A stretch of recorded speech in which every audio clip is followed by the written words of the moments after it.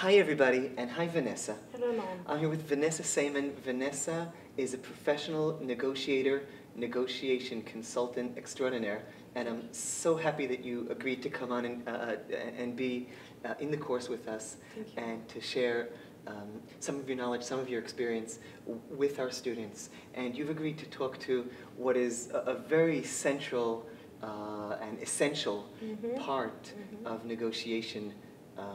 And this is the concept of interests and interests as opposed to positions in negotiation. So let's call that a question. And how would you explain those concepts? So first of all, thank you for having me, and I'm welcoming all the students. In the negotiation professional world, language, in professional language of negotiation, you have two concepts: the concept of position and the concept of interest. Now, one would say that the differentiation between interest and positions are not clear. Okay. So I always use a simple way to present the difference. If I would like to offer, you need a pen. I would like, yeah. I would like to sell it to you. Okay. If I'm offering it for $7, okay, is that position or interest? I don't know. You haven't explained the terms yet. I'm a good student. Okay. Okay. How will I know what? Well, that's exactly it. The position is what you express outside. So $7 for the pen is your position. $7 is a position. Right. Is what your counterpart in the negotiation is expressing out loud. That's the out there sum, whether it's price, whether it's his position he has on a certain issue, timetables. The issue is irrelevant. I need it by next week. That's a position. That's a position. $200,000 for the apartment. That's a position. Exactly. $7 for the pen. A position. Exactly. Exactly. I get it.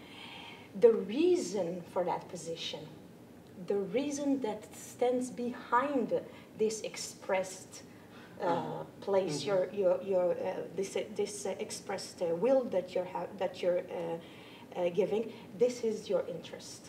So what's the motivation, the desire I'm trying to satisfy? It's the that desire, made me say $7. It's the desire trying to satisfy it. It's or either your interest, desire. It's a little bit. It takes us to psychological aspects. It's not necessarily your desire or your need, but rather your reason. Right. Okay. I will give you a simple example. In practice, it's really simple. Can it be about the pen? It can be exactly about the pen. I would like to sell it for $7. Okay.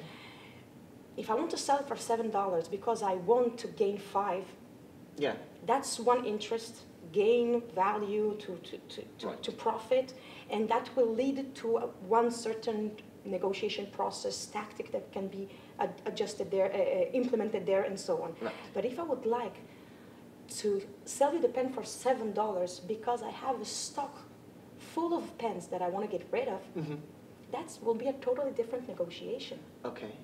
That will lead us to different issues on the table to discuss. Right. It will bring us to maybe explore different options to resolve the gap between us. Okay? Because the things that are leading you into this, well, negotiation in general, but also into the very tip of what you asked, I want $7, right? Because that's the quickest way to clear my stockroom of all these pens, which will enable me, I'm guessing, I don't know, to solve the mice problem that I have, or to let my mother-in-law live in that extra room, or both. It's funny that you're reminding rent incident. I had a student of mine 3 years ago coming up to me in the end of the session, asking to consult with me. He asked me, he had a problem. His landlord was his rental were $3,000 a month. And he wanted to raise the rent from $3,000 to $3,700. Okay. It's a very huge gap. It's a big gap. It's a big 20+%. Yeah, 20+%. It's a really, really big jump in the rent. And the first question I asked, by the way, students, you remember that. That's the way to move from positions to interest. The first thing I said is to ask him. Yeah. Why? Why? A simple question. My student got confused just by me asking the question. Right, because what do you mean why? He wants more money, obviously. Right? The reason, the motivation, we always assume that we know that it's always, when it's money, we assume we know the position, we know the interest, and it's flat. It's the same thing. Yeah. Right. Yeah, Money. Everybody likes money. Yeah, exactly. Right. And when it comes down to that, that's why we have like a arm wrestling struggle. Right. When it's Right. the money, so it's either yes or no. He likes it. I like it. Exactly. We have the same motivation, so it's only power. Exactly, right. Exactly. So I entered a negotiation with my student in order to persuade him to go back to his landlord, Right. asking him the reason Right. for that shift, Right. that big, huge jump in the rent. In the rent. And I told him, be prepared that first in the beginning he will be reluctant to cooperate. He will be very strict in his position because it depends on the way Right. you are peeling the onion, I call it, Uh-huh. In order to discover the interest. What's behind it? What's behind that? 3,700. Wait, why? Exactly. Why not something else? Exactly, Yeah. exactly. And I always recommend why 3,700? Why not 4,000 or 350? Right. I always ask in order and give gaps Uh-huh. from rather high or low in order to see what the interest is. Because you'll get different answers to that, and that will be like a window into the interest. And I'm guessing that maybe some of this is behind is because, let's take this landlord in this case. There's a difference between if the landlord's motivation is because the landlord wants to take this $700 a month and go off next month, on a 2-month fishing trip, or if the landlord needs to save $10,000 up for a life-saving operation for his or her daughter, and there's different ball games. Different goals, different motivations, different ways, different angles to enter the negotiation process in order, in fact, to bring your counterpart to the place you want him to.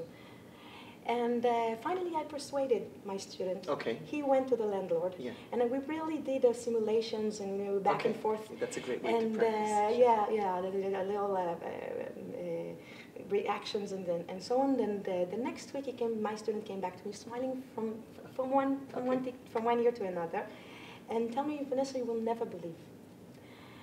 I went to my landlord. I asked him. In the beginning, as you said, when we started, he said, I don't want to answer. I need to raise the rent. If that doesn't suit you, then please, I suggest you'll find another apartment. But finally, after being engaged in the negotiation, not leaving the table, just accepting the answer as it is, and this is a second tip for the listeners, definitely. Finally, the landlord told my student, he told him, my wife talked to the neighbor. She's renting her apartment for $3,700. We would like to rent this at the same price exactly. Right. That's my motivation. Right. So it's and then I imagine that your next set of questions in your mind is once again another layer of why. What is it? Because his wife is. Why is she getting more than us? That shouldn't be. Go get more. Or is it because fairness and justice is very important to them? Or is it because they don't want the neighbors looking down at them? They don't know how to negotiate. So those are three different conversations. And all those interests, by the way, are non-tangible. Right. Are non-tangible. They have nothing to do with the amount of these $700. Right.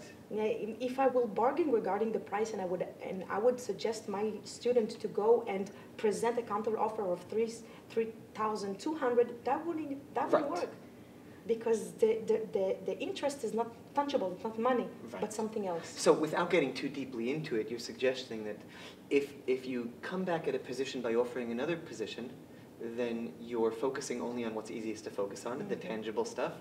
You're looking for a place maybe in between, maybe yes, maybe no. There will be an arm wrestling match. Someone will win. Let's leave that aside. That's an issue for another. But you're also opening the door to if the underlying motivations and the things that are driving this are other things, then we could have other conversations about other things, and maybe work out deals that don't have as much to do with the tangible things on the table, but might have to do with completely different things. In fact, you're opening a variety of different ways to bring the two parties to agreement. Right. maybe it will be, and by the way, that's what exactly we did, in fact, we did in that case. Okay.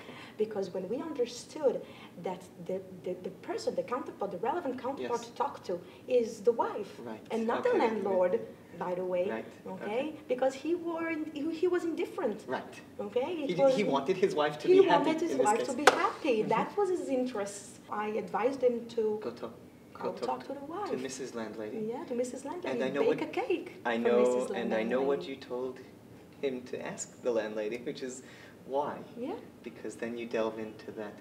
So I also hear you saying that when we talk about positions, we're limiting the range of options. Mm-hmm. So it was 3,000 and 3,700. And if you would have countered with 3,200, then you have 500 options, right? Or 501 if you're strictly. Mm-hmm. But if you look at other things, then you might have 510 different options. You'll find yourself maybe with an infinite number of options. Infinite. It depends on the interest behind that position that was presented. Right. I always compare that to an iceberg. Okay, now explain why, because you asked if I could put a picture of an iceberg up. Yes, I don't know if you or the listeners know, but the tip of the iceberg, what you see above water, in fact, it's between 10 and 20% from the whole iceberg.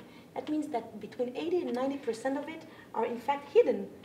Hidden beneath the ocean. Beneath the ocean, exactly. Mm-hmm. So it's exactly like that with people. I always compare because what my counterpart says in the negotiation, that's the external expression. That means that this is only the 10%, the top of that iceberg. What a professional negotiator, or what would I say, a smart and savvy negotiator, what we'll do is we'll try to understand what is hidden behind that position, whether it's 7, whether it's 700, or whether it is, no, that's not a good offer. Okay, no matter what the expression is, it's very important for us to understand what is hidden behind. It's like we're always presenting the tips of our icebergs to one another, but there's always so much more below, and if you can access that, you can work with it. If you don't access it, it's not going to be at the table. Exactly. And by accessing, how do you do that in practice? How do you access? Thank you. I'm sure that's what we want to know. How do you access positions to interest? So first of all, be very curious in the language that you're adopting. Always ask questions, and when I refer to questions, it's not a yes/no questions. It's very important, but rather open questions. Would you? Why not? What if? I love what if questions because it takes the negotiator to places he didn't think of just seconds ago. What are you basing your argument, claim, price on? In order also, of course, to see also that we are on the same page regarding the data. It's very important. That's one way. A different way is to tactically, when people are reluctant to present their interest, do initiated breaks in the negotiation. Try to address another issue and then go back to that issue. So if you say something like, "Oh, so now I understand why you asked for 3,700.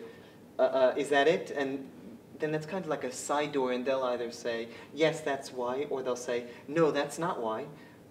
Then you've actually gone back into exploring the interests of that first issue. They'll either tell you something or they won't, but you'll have learned a little more of the interest. Exactly, and now it's very important to notice. A lot of my students ask me, "But Vanessa, how can I know that what the reason, his interest, is his real one? How can I tell he's not lying?" Right. Well, you cannot. Right. Simple. You cannot forget about it. You can't. You cannot know. But even if it's a lie, that's still an info I got. A lie is a. A lie is also information. Right, it's at least a position. Then the question might be, so why is he lying? What's the underlying motivation? But it is information. Exactly. I always refer to what my counterpart says in the negotiation. I really consider that I take the full weight of his positions because I always want to explore them instead of assuming Right. And that's always an obstacle we're having as negotiators. Right. We assume we know the interest. He wants to gain more. He wants to get rid of me as a tenant, let's say. Yeah. He wants. There's a lot of assumptions regarding the other side, and I will advise your students to look for the interest instead of assumption. Well, it sounds like you've given them a lot of good advice, and thanks so much for You're this, welcome. Vanessa. It was a pleasure having. Thank you. Thank you for having me.